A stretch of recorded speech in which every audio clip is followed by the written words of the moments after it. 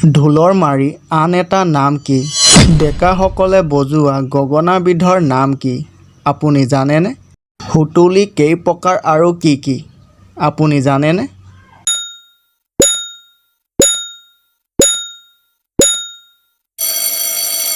আপোনাৰ উত্তৰটো হ'ব সুতুলি তিনি প্ৰকাৰৰ: বিহুৱতী সুতুলি, পখী সুতুলি আৰু পিঠা সুতুলি।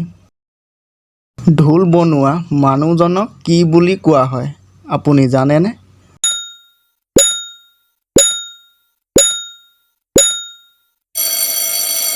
আপোনাৰ উত্তৰটো হ'ব মুচিয়াল।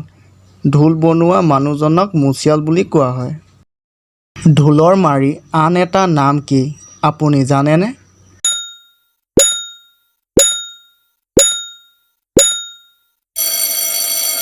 ইয়াৰ উত্তৰটো জনাৰ আগত এতিয়ালৈকে যদি মোৰ চেনেলটো ছাবস্ক্ৰাইব কৰা নাই তেনেহ'লে প্লিজ ছাবস্ক্ৰাইবটো কৰি লওক। আপোনাৰ উত্তৰটো হ'ব মাহিতা। ঢোলৰ মাৰি আন এটা নাম।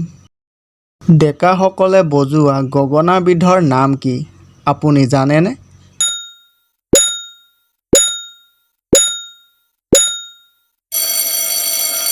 আপোনাৰ উত্তৰটো হ'ব ৰামধন গগনা।